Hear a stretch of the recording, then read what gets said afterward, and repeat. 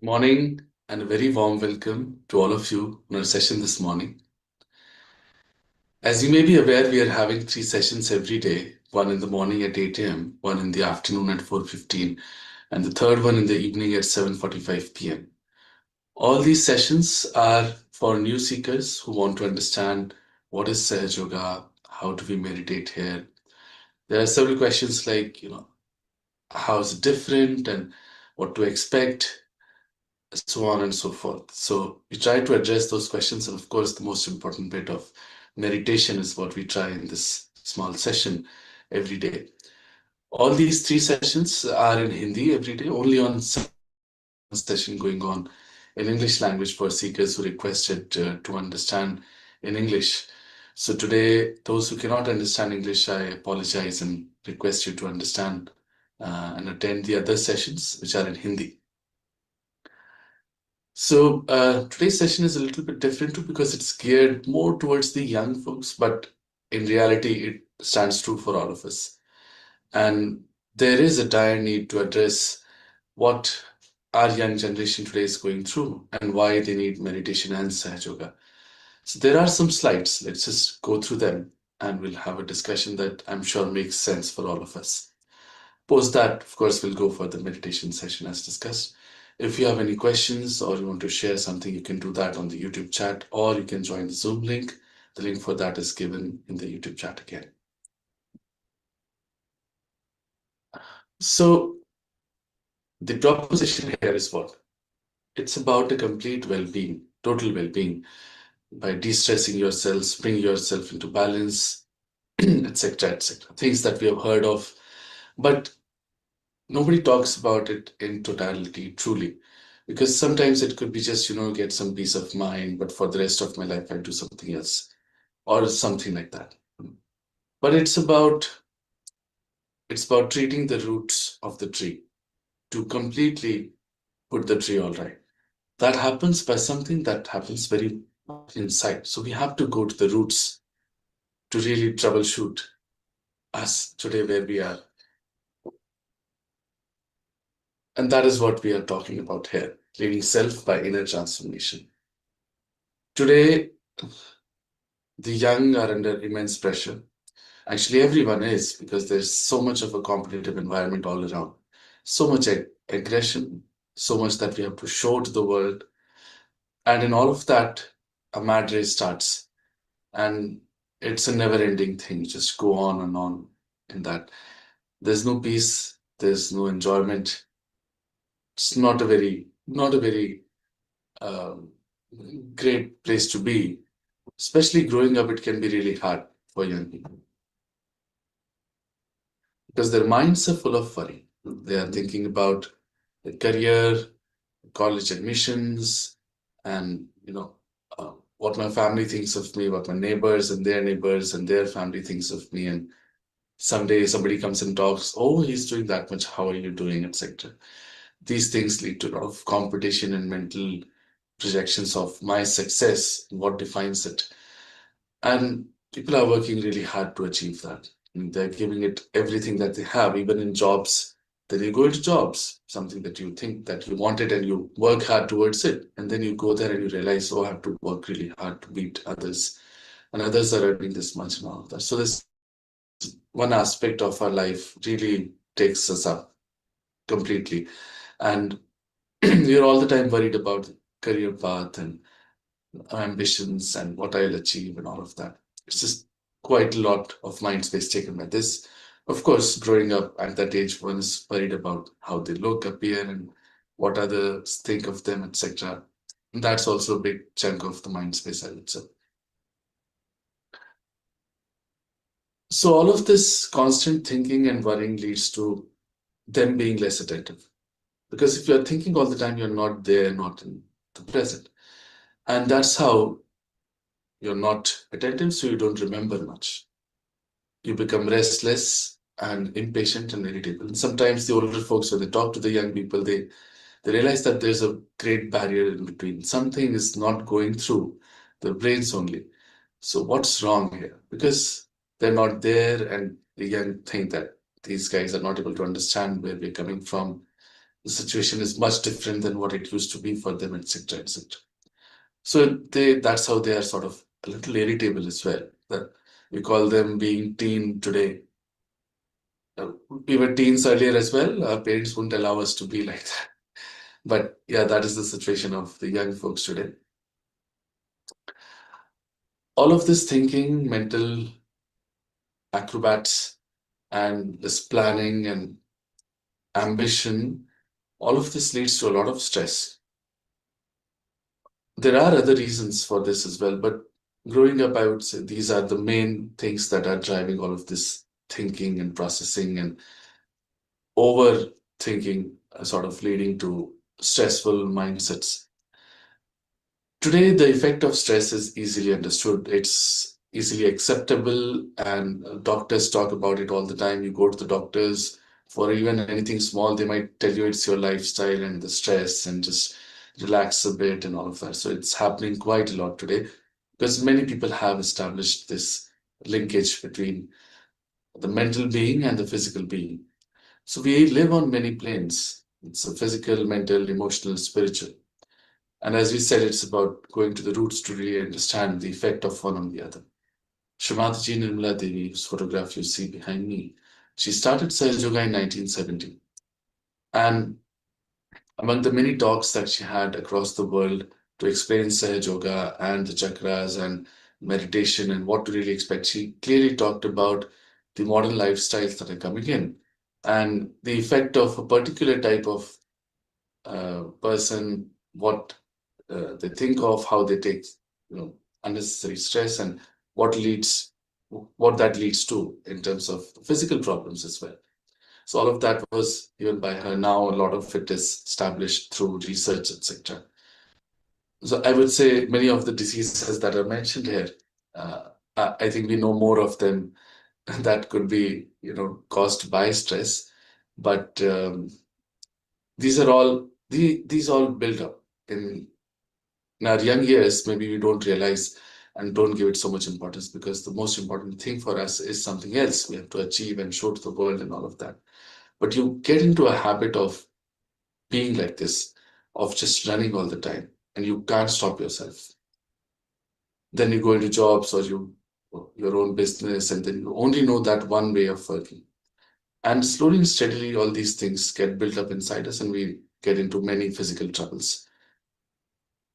This is inevitable. This has to happen. The body has to respond to any sort of extremities. That is how we are built in. We go to any extremes, it will have an effect on the other side. There's a balancing effect that is brought in by the nature that has built us. It happens in the nature as well. So there are things mentioned like loss of sleep, etc., easily cured through Sahaja Yoga once you come into balance. So it is about bringing ourselves into balance, keeping ourselves all right. But you can't do that on your own. It happens because something happens inside us. Really, an inner transformation happens that makes this possible. There are some worrying things mentioned and some not. Heavy smoking, drinking. What is not mentioned is drugs. It's come in at a very young age, and the young folks are really struggling with these things. Sometimes they do this just to blend in with the others. Again, it's a environment that is leading them to do it, but many times it's about escapism.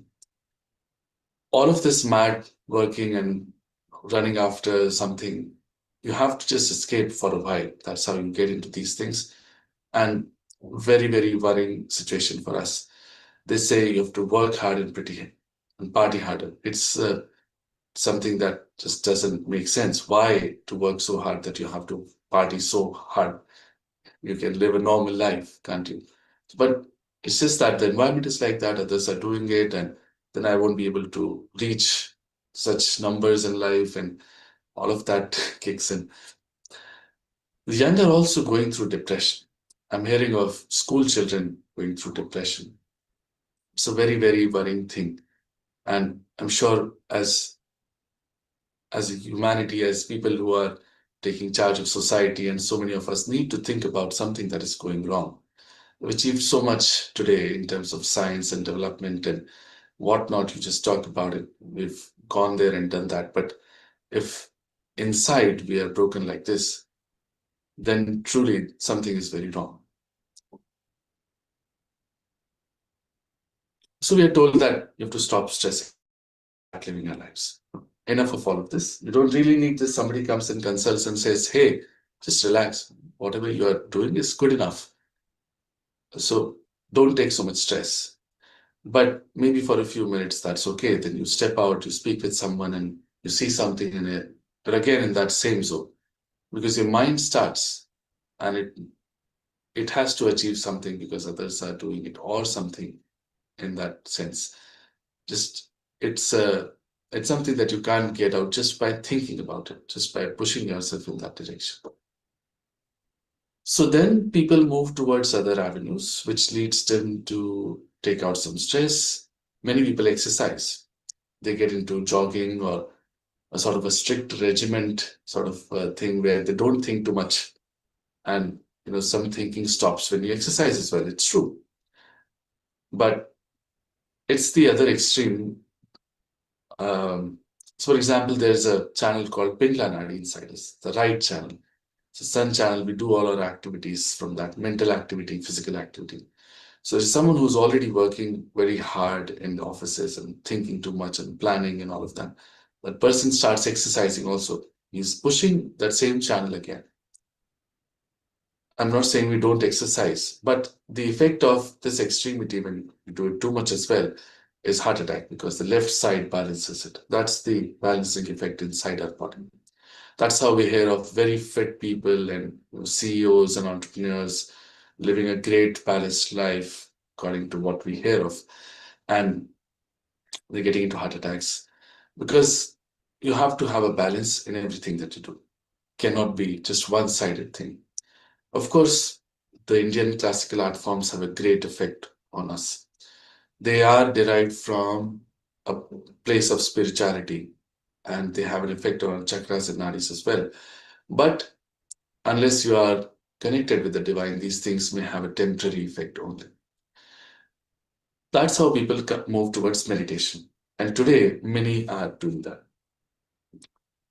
because meditation claims to be the only way to get out of this. I mean, that is what people say, that to get out of this Maya, this mad world, whatever I call that from, the only way is to achieve something higher, to look for something higher that will give us that peace and joy.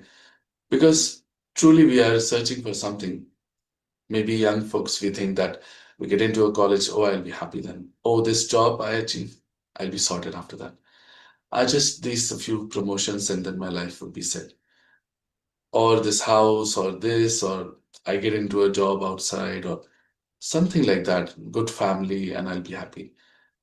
That family itself sometimes gives us heartburns. That job itself sometimes gives us the most pain. And so none of this actually leads to true happiness and joy of what we are looking out for. But we are searching something. We don't know what it is. But there is a search, there is a seeking that is going on all the time. And sometimes we realize that we have not achieved what we're looking for just by achieving something and then going next, next, next. And we finally come to a conclusion that none of this is going to give me the happiness that I was looking for. But by the time it's probably we are very old as well. It's best to come to that conclusion much earlier in our life by looking at others who have achieved quite a lot, and truly gauging them if they are actually happy. It's something that can short circuit the whole thing, and we don't have to go to the long route of. So today we see so many foreigners coming to India in search of something spiritual, something higher. They are more affluent. They have been in the past as well. And I think they have come to the conclusion much faster than us about these things. We are still in that zone of achieving and then coming to the conclusions. So, what is meditation? We talk of meditation, many people come to us and say, I meditate, but I don't know how to meditate. I can't meditate, or something I do, but it just doesn't work. How does meditation happen really? So there is no clear answer that people have, and that's quite unfortunate because the world comes to us in search of spirituality, and we ourselves are not sure what this is. Because there are many people that have come up and have had maybe half-baked knowledges and they've talked about it quite freely.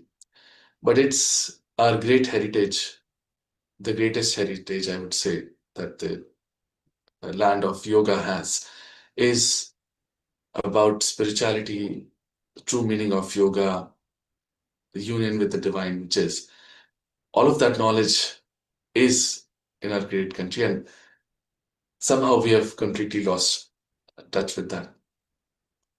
People think that meditation is concentrating on something. Maybe they concentrate here on a light or something like that. That's a mental activity. You have to go beyond this mind to be in meditation. Some people think chanting mantras leads to meditation, which is not true, or reading something, or uh, some breathing exercises lead to meditation. That is not true. Asanas, pranayamas, or all of these things, they were part of the Ashtanga yogas defined by Patanjali, the first who talked about it in the most detail. There's a book, large book that he's written, and he's described all the chakras and all is there. And he's divided yoga into 8 parts. Yam, Niyam, Pranayam, Pratyahara, etc. The last is Ishwar Pranidhan, which is the most important thing, the establishment of God.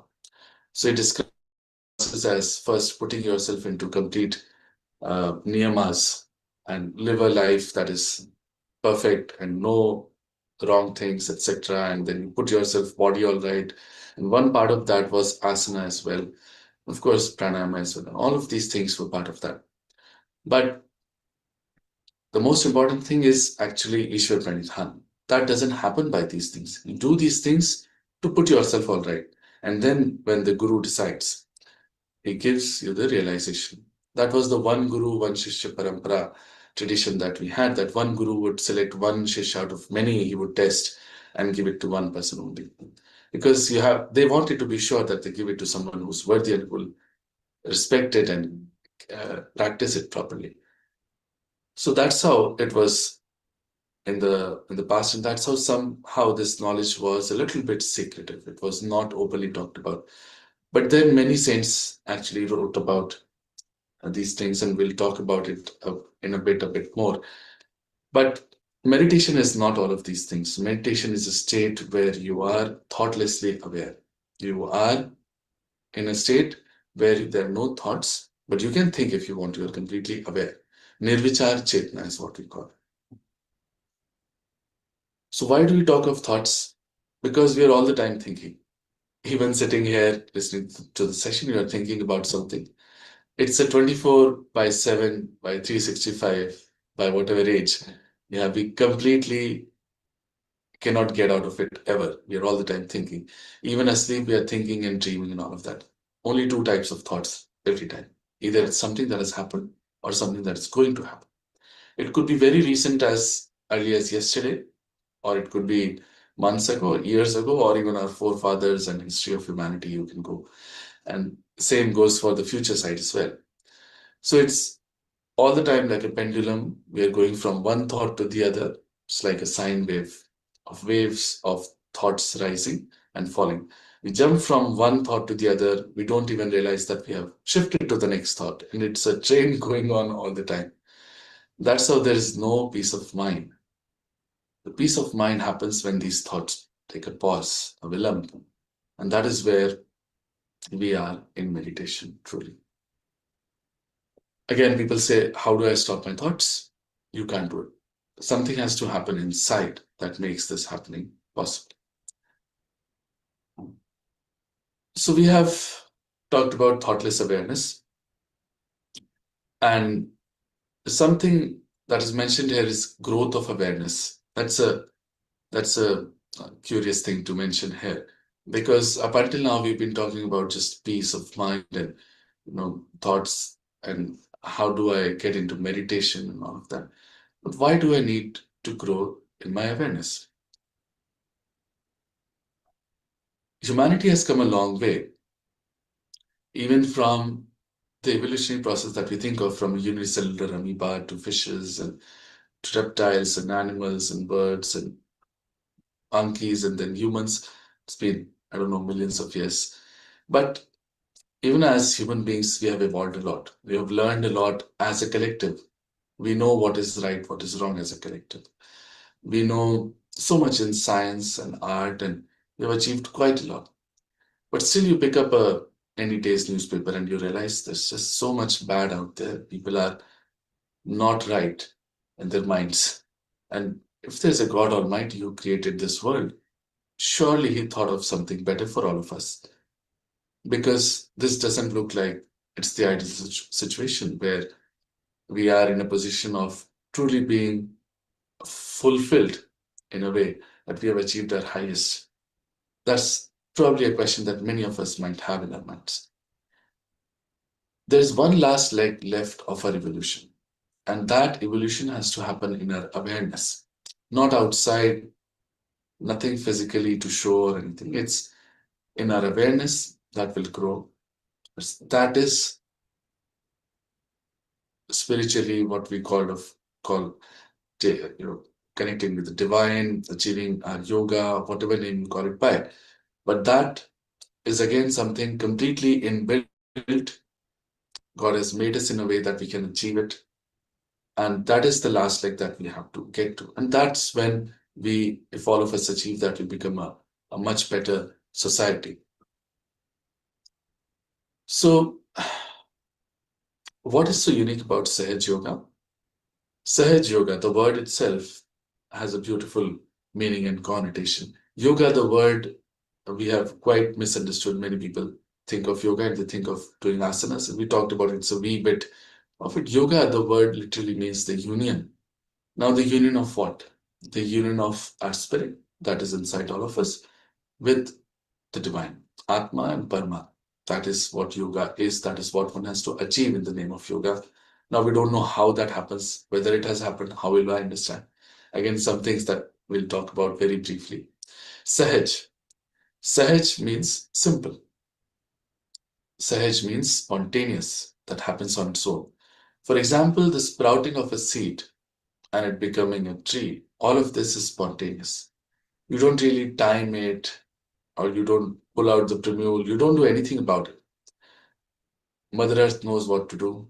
The seed knows everything is inbuilt inside the small seed to become a tree. Everything is there. Just get sunlight and water and it becomes a tree. That's a spontaneous living process. All living processes are spontaneous. We are breathing right now, it's spontaneous. So all God's work in a way is spontaneous, is living. Only what we do is not spontaneous because it's not living. So Sahaj is something that is spontaneous yoga, union with the divine. It happens on its own.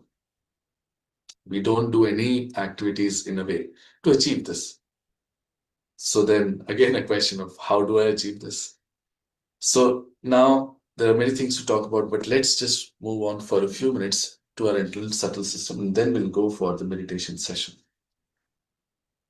When we were in our mother's womb, 2.5 months or so, the divine energy that created us, you can call it by whatever name you like.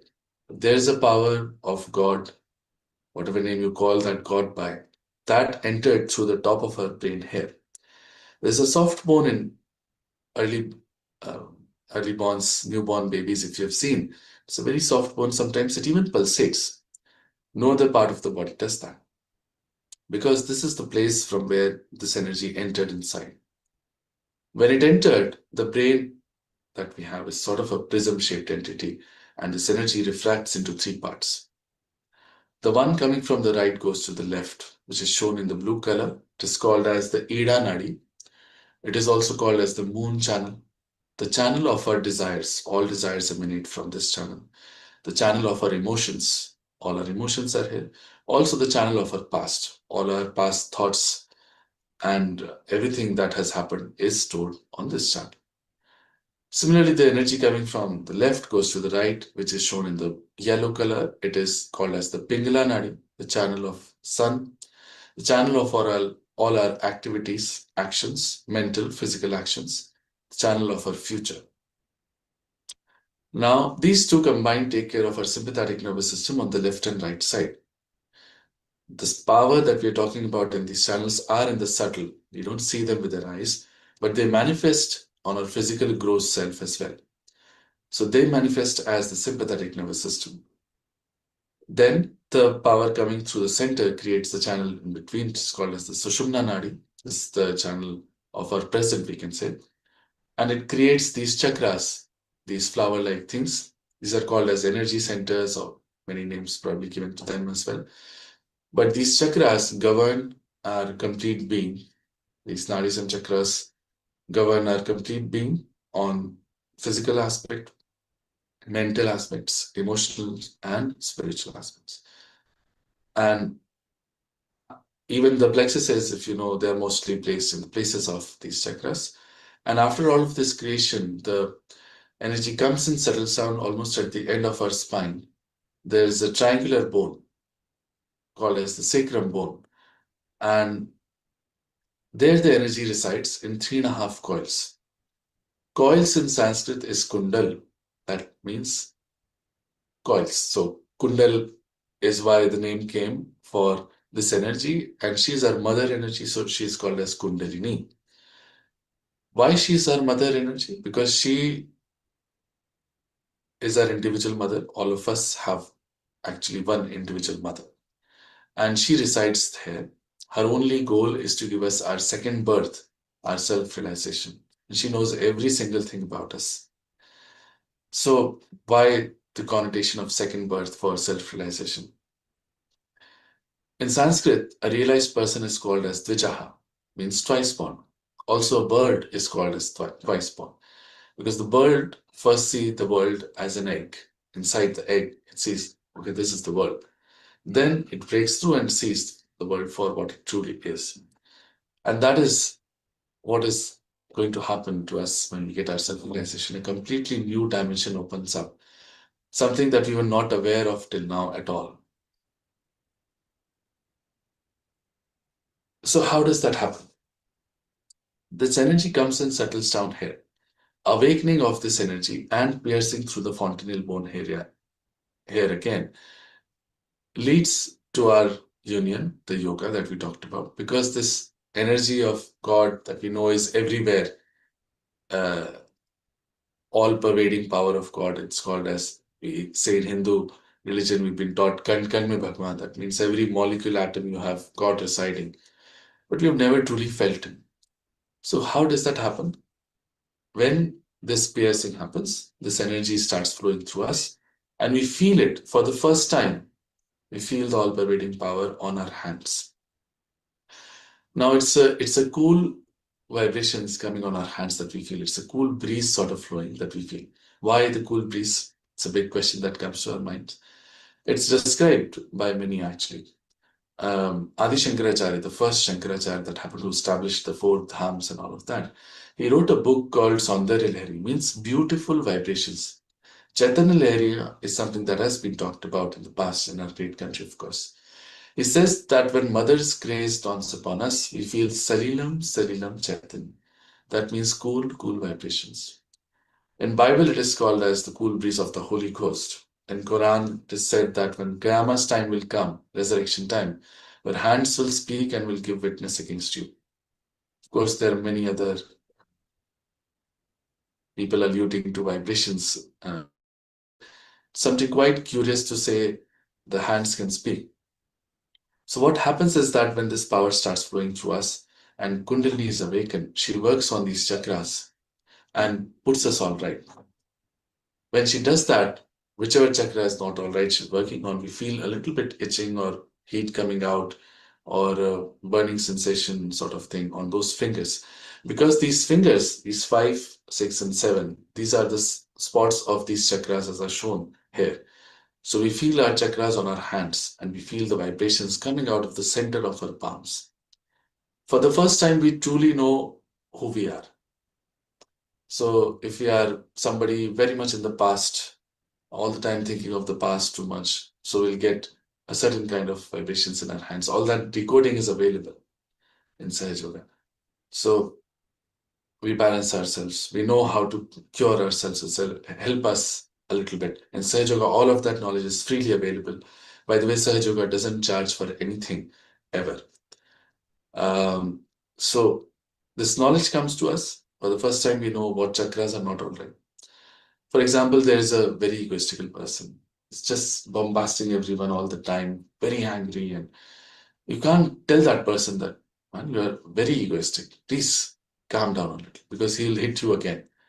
But once he gets this awakening, and everybody can get it, he would feel a strong burning sensation here on this finger and would ask, what is this for? Say, this is Agya Chakra.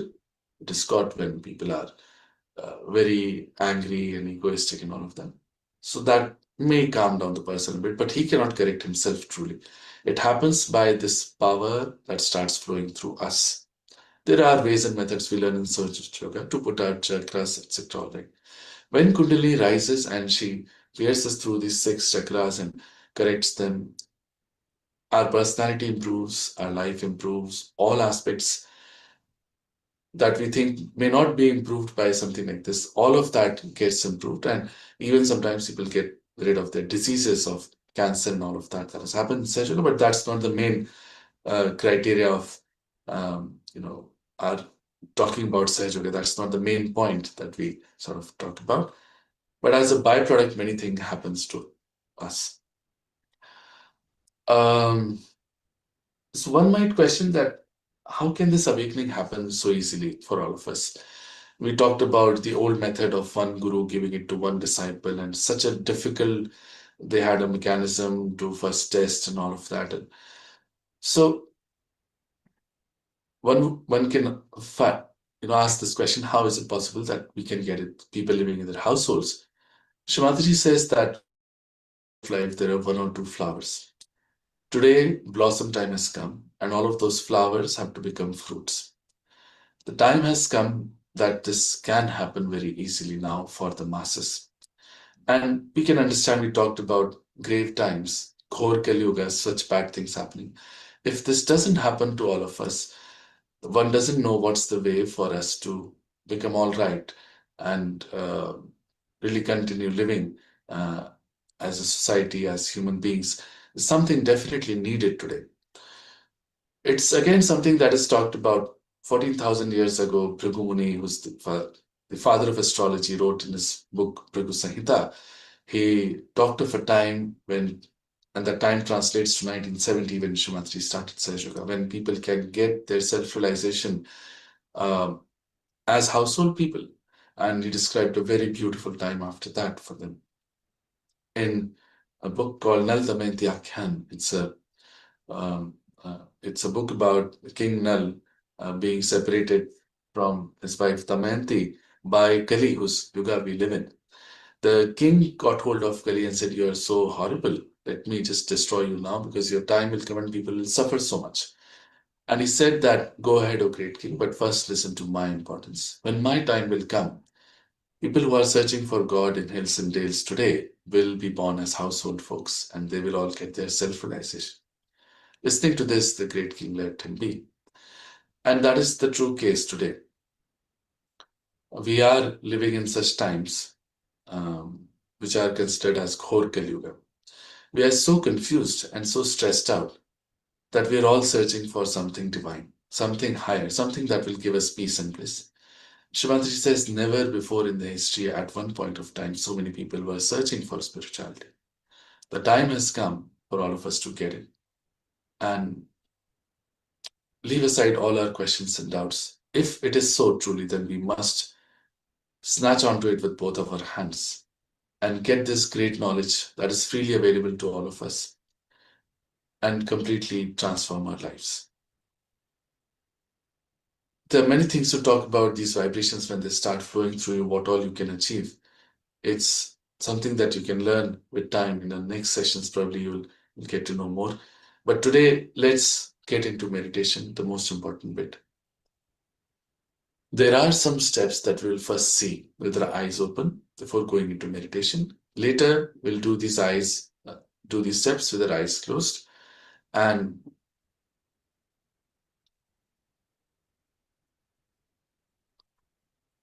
first of all, if you're sitting on the ground, let's just see.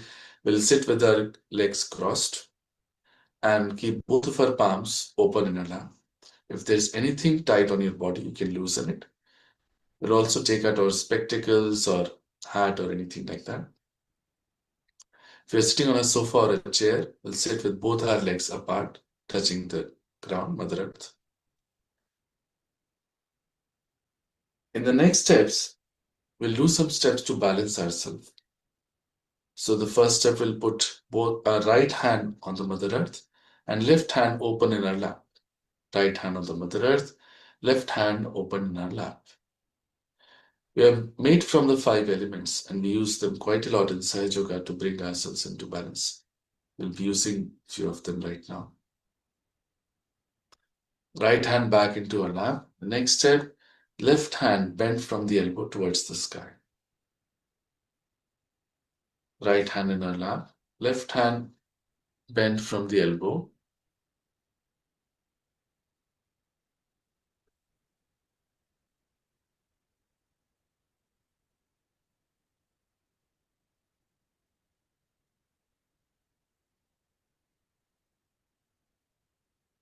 We'll bring the hand back into our lap.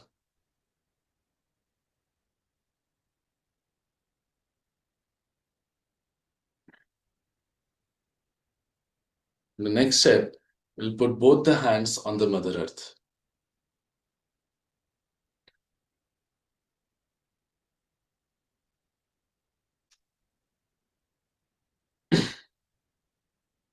Now, the next steps will all be done with only our right hand. Left hand open in our lap. Left hand will keep as it is in our lap. The right hand will place on our heart. We'll press it here so that we feel the heartbeat.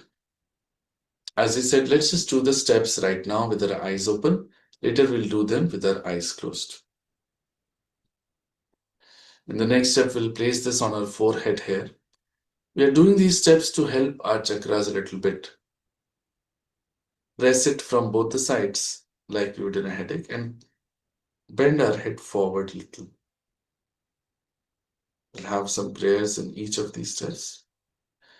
In the next step, we'll place the hand like this, fingers completely outstretched, center of the palm placed on the fontanelle bone area, and we'll press it hard.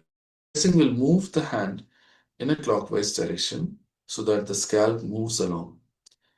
While pressing the palm on the fontanelle bone area, we'll move it in a clockwise direction so that the scalp also moves along with it. Then we'll see vibrations coming out of our cool breeze coming out of our head, touching our palm here. We'll see that with both the hands, one after the other. And then we'll put our hands completely up towards the sky, push back our head. So these are all the steps that we'll do in meditation.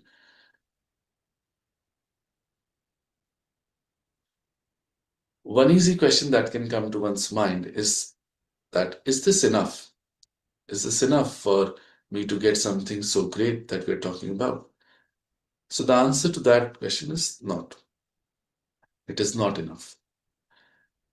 Shivaji Maharaj the Great once asked his guru, who was a realized soul, Ramdas Swami, how long does it take for one to get this self-realization?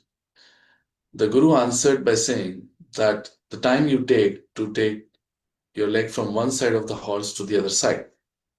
So that shan, he said, that very second it happens, but you need someone who can give it and you need someone who can take it. Shree Mataji Nirmala Devi is here to give it to us. Her photograph is very special and it emanates those vibrations, those chaitanya that makes this great happening possible inside us.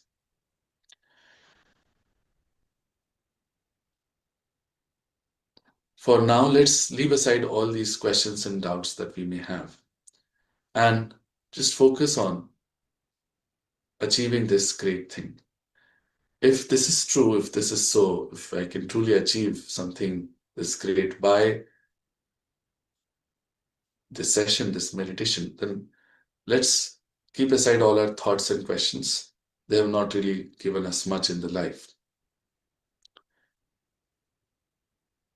And look at Shree Mataji's photograph with utmost respect. We'll open our palms in our lap. If we are sitting on the ground, we'll sit cross-legged. If on the sofa or chair, we'll put both of our feet apart in the ground. And look at Shree Mataji's photograph with utmost respect and humility. Because we are here asking for the highest of the highest.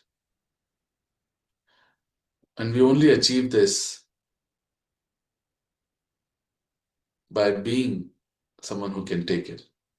That is a person who ardently desires. So there has to be an ardent desire inside us, and that is all we can truly do about this.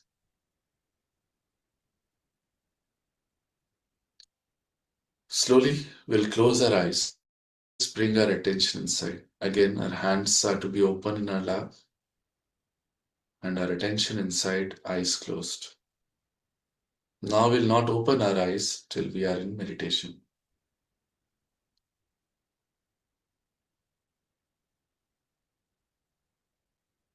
Now we'll do the steps that we had just seen. We'll place the right hand on the Mother Earth. Left hand open in our lap. Right hand on the Mother Earth.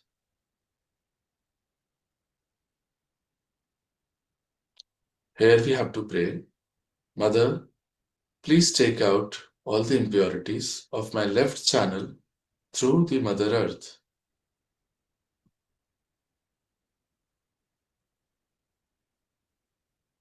Mother, please take out all the impurities and imbalances of my left channel through the Mother Earth. We'll also bring our attention to our palms and just see what is happening there right now.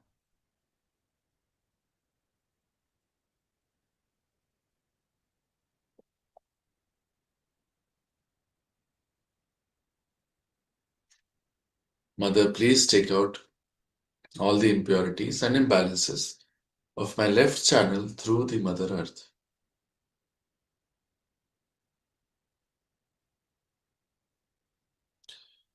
Now I'll bring the right hand back into our lap and place the left hand bent from the elbow towards the sky. Right hand in our lap, left hand bent from the elbow towards the sky.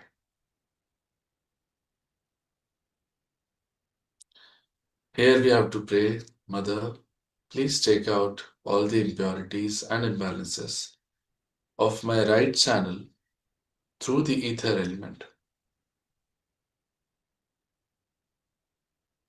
Mother, please take out all the impurities and imbalances of my right channel through the ether element.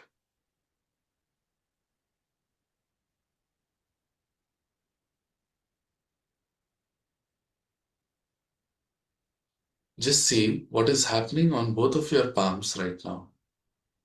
Bring your attention to your palms.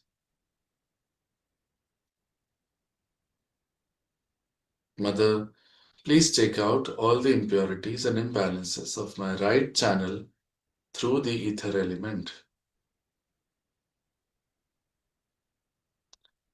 Now we'll place both the hands on the Mother Earth.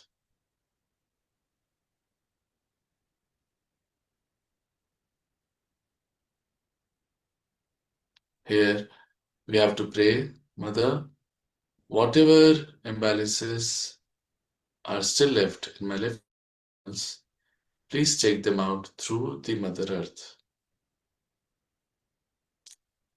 Mother, whatever imbalances are still left in my left and right channels, please take them out through the Mother Earth. Mother, please bring me into complete balance, into the center, into the present. Mother, please bring me into complete balance, into the center, into the present.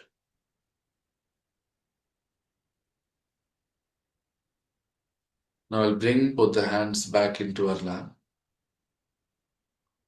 and keep the left hand open as it is and do the next steps with the right hand. The right hand is to be placed on our heart. Right hand on our heart, left hand open in our lap. Here we have to say a great truth. Mother, I am the pure spirit. I am nothing else but the pure spirit. And this is the fact. because this mind, body, thoughts, personality, relations, etc., whatever we identify ourselves by, all these things are temporary, nashwar. The only eternal thing is the spirit inside us. So we say with full confidence that, Mother, I am the pure spirit. Mother, I am nothing else but the pure spirit.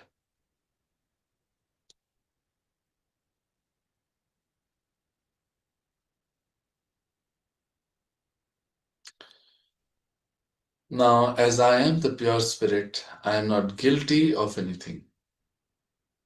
We feel bad about something that we have done in the past and keep feeling guilty about those things. It really harms one of our chakras that doesn't allow us to feel the vibrations.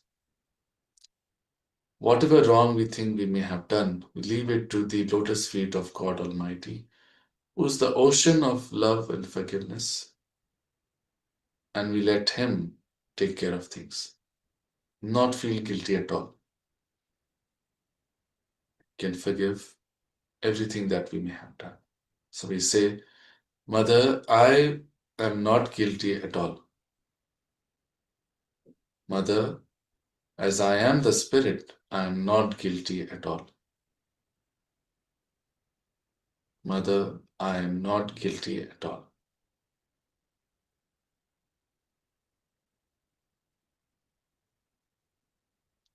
Now we place this hand on our forehead and press it from both the sides across. We placed it. Bend our head forward a little while pressing the forehead. Here we have to forgive everyone. We have to say that, Mother, I forgive everyone. Without remembering anyone, without thinking of anything in particular, just a blanket forgiveness to all, and really forgive. Say that, Mother, I forgive everyone. I forgive myself too. O God Almighty, if knowingly or unknowingly I have made any mistakes against you, please forgive me. O God Almighty, knowingly or unknowingly if I have made any mistakes against you, please forgive me. Now we bring this right hand to the top of our head, the fontanelle bone area, which was a soft bone when we were kids, and push back our fingers, place the center of our palms there, and press it. While pressing the palm, we'll move it in a clockwise direction so that our scalp also moves along with it. While pressing the palm, we'll move it in a clockwise direction so that the scalp also moves along with it. And we'll keep doing this slowly for a while and bend our head forward. While moving the hand, we will have to pray here and really ardently ask for our self-realization. Without that, this great happening cannot happen. So we have to pray and request, Mother, please give me my self-realization. Mother, may I please have my self-realization. Mother, please give me my yoga, my union with the divine. Mother, may I please have my Atma Sakshatkar. Mother, please give me my self-realization. Mother, may I please have my self-realization. Mother, please give me my self-realization. Stop moving the hand and bring it back into your lap. Keep both the hands open in our lap and our attention where our hand was just now. And sit for a few seconds in meditation now.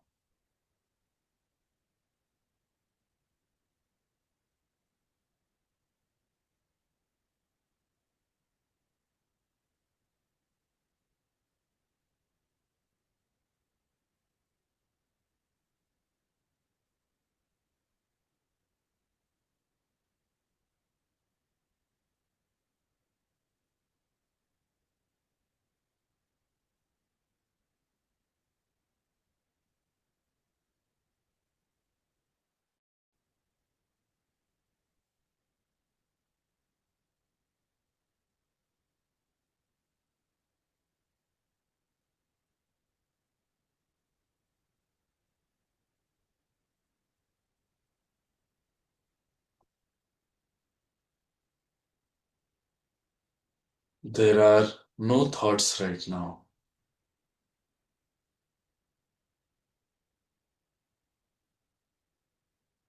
We will raise both of our hands a little up from our laps, bring them up to our heart level, and push back our fingers.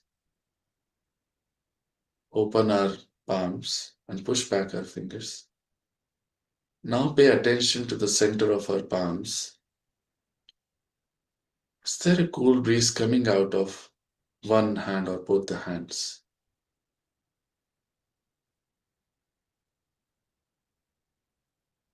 It can also be hot right now. Just watch it.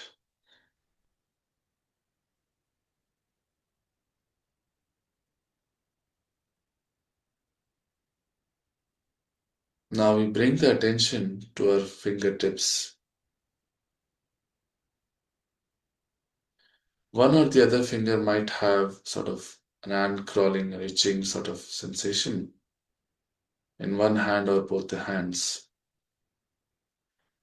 These are our chakras being worked upon by Kundalini right now.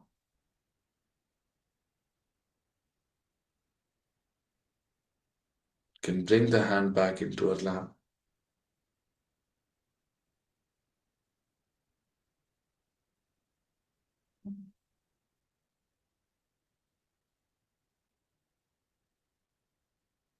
Now we bring the right hand again at the top of our head where we had pressed and moved the scalp and just raise a couple of inches above our fontanelle bone area and see if there's a cool breeze coming out and touching our palm. We move it back and forth, left and right. It will be coming from a particular place. It can also be hot. It can be a very subtle feeling, so let us look at it minutely. Bring the hand back into our lap. See the same thing from our left hand. Left hand just a few inches above our fontanelle bone area. Move it back and forth and see. There's a cool breeze coming out and touching our palm. In the last step, we'll put both the hands completely up towards the sky, elbows straight, and open our palms towards the sky and push back our head. Here we have to ask one of these three questions three times. Oh God, is this the Param Chaitanya, Brahma Chaitanya? Is this the divine power of love of God? Is this the divine power that does everything? Any question three times you can ask.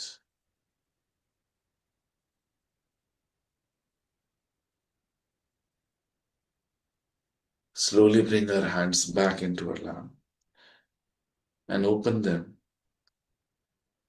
In answer to your questions, the vibrations would have improved on your hands. We'll once again keep our attention at the top of our head where we had pressed and sit in quiet meditation for a few seconds.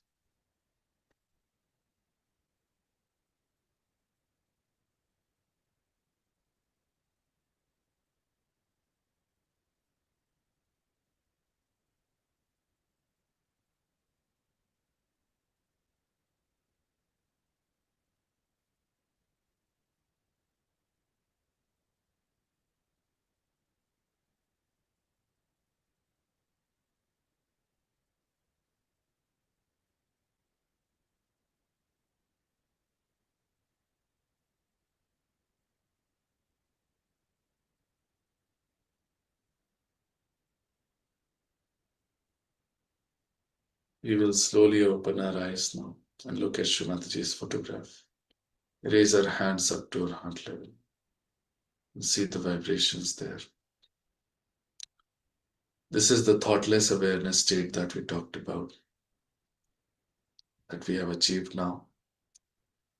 We'll bring both of our hands together in a namaskar and thank Shree Mataji and our Kundalini Mother inside for this blissful experience. Those of us who have recently joined, I would request you to continue attending the sessions for a while, as It sometimes take a while to really establish and understand the experience, understand some of the steps, etc. Even though that is not so important, the establishment of the vibrations is truly important.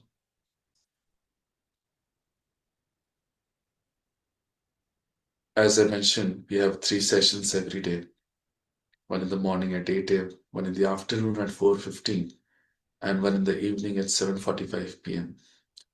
All these sessions are in fact in Hindi. Only on Sunday morning we had one session in English.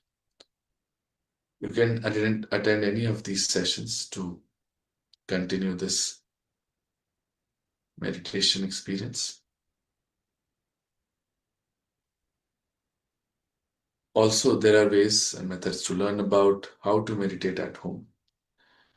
Now that we have got these vibrations today, it's important that we keep them established by practicing meditation at home, 5 to 10 minutes in the morning, 5 to 10 minutes in the evening, and once a week in a collective sessions at a nearby center. How to meditate at home is something that you can learn by short videos given in the same YouTube channel or by joining the WhatsApp group that we have, wherein we regularly have some videos posted around that. The link to join the WhatsApp group is given in the YouTube chat, and the link for the YouTube channel is also given there. Collective meditation sessions are extremely important for us to grow and understand more. There are centers all across the world now. In almost all the cities of the country, we have a center.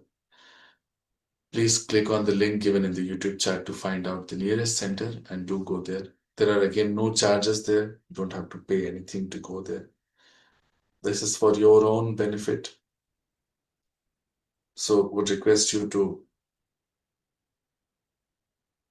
attend these centers. Also, there is a YouTube channel for Shree Mataji's lectures where you can learn more and more about Sahaja. Shree Mataji has given thousands in Hindi, English, and Marathi. All of these are again freely available for us to learn more. We'll end today's session here. Thank you everyone for joining. Thank you, Shree Mataji. Jai Shree Mataji.